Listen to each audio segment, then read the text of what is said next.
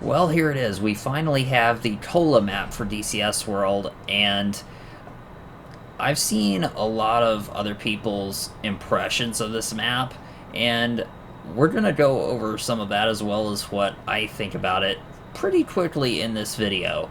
So, first of all, we'll talk about the airbase detail, or rather lack thereof, for the Russian air bases in particular, the road textures, the concrete and airstrip textures in general having issues. That you don't see runway cracks like you do on Caucasus. The lack of vehicles on the Russian airstrips, the lack of detail on some parts of the map, because there's a finely detailed area and then there's an area that has lower detail. Well, the rest of the map has lower detail, obviously. And then, of course, there's a lack of air bases that are relatively close together in general, which, as you might imagine, can make things problematic for public servers running the Kola map. But with that being said, there are still a lot of good things to talk about with this map, and I thought we'd have a look at some of them here today. So we're actually, believe it or not, I am trying to take off from the single road airstrip that we have on the Kola map here, and we're going to see how that works out for us. In this higher detailed area, you can see all of the grass and everything growing on the road, and the road texture itself is a bit problematic. It feels very flat, and it doesn't really have a lot of character to it. You'd expect cracks here or there like you'd have in a real road. That's my only real complaint with the road texture currently. Everything around it looks pretty darn good, though. And we've got to slowly meander under our way to this airstrip in this big old Tomcat. I have a feeling that our landing gear is probably wider than this road is a little bit. Let's actually have a look and see.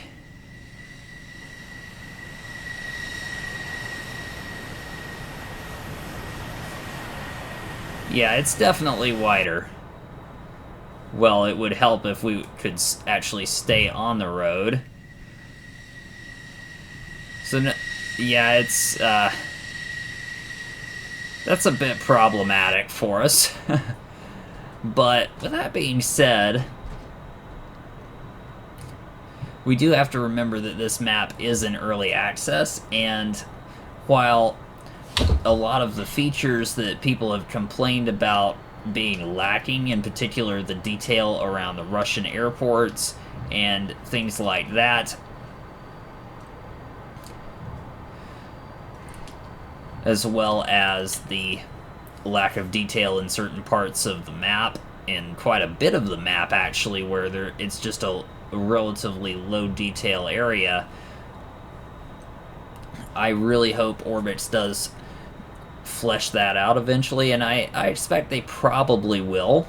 But for the time being, I don't consider the Russian airfield texture problem to be too much of an issue from a certain perspective, because if you think about it, well, if you're flying a Tomcat and you're fighting against Russian backfire bombers over the North Sea, you're probably not going to care too much about what the textures on the runways look like, or how many vehicles there are at the Russian airports, because you're never going to see them, most likely, anyway.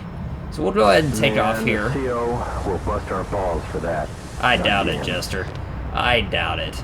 Anyway, so as you can see, where the detail is fine, it's actually really, really nice. We are in the high detail area of the map here, as I said before, and the performance is actually not bad at low altitude. That's something else that I've seen. It's a pretty well optimized map overall, even in the high detail area. I'm not really struggling at all, hardly. And the big issue that I see is the lack of airfields and their spacing. because there are quite a few airfields that should be on this map that just aren't here yet. They plan to add more, is my understanding, but not having airfields close together, especially if you're doing a lot of road airfield ops and you want fast turnaround times, that could be a problem, particularly for multiplayer servers, because at the end of the day, if you have to fly for 20 minutes or 30 minutes just to get to the combat zone, and then you get shot down, well, you know, that's going to be a pretty miserable experience, even by DCS standards, where that can happen anyway, where you fly for 15 or 20 minutes and then get shot down without really doing much of anything. That can happen. But there's also the matter of slower aircraft will really have a hard time with these longer ranges. So A-10's are really going to have issues. Of course, all of the helicopters can have problems unless you've got FARPs here, there, and about, which would certainly be a good thing. But currently, we don't actually have that. Looking down here at this road airstrip, this is definitely another case of the textures having a lot less character to them than they probably should. You would expect to see a lot more cracked concrete and things like that. And granted, the over on the western side of the map, the countries over there, their road quality is definitely better than Russian airfields and roads and things like that. But it's not this good. It's not just absolutely pristine, and even this looks a little bit almost plasticky, sort of, the texture on that airstrip there at Baz 100, I believe it's called. Anyway, so I look forward to see where this map ends up going. I really wanted to do carrier ops on this map, but I ran into some sort of bug doing that. Hopefully it's just a glitch on my end, but I'm working on trying to get that resolved and figure out what the heck is going on there. But I am impressed with the detail where it does exist. The ports are fantastic.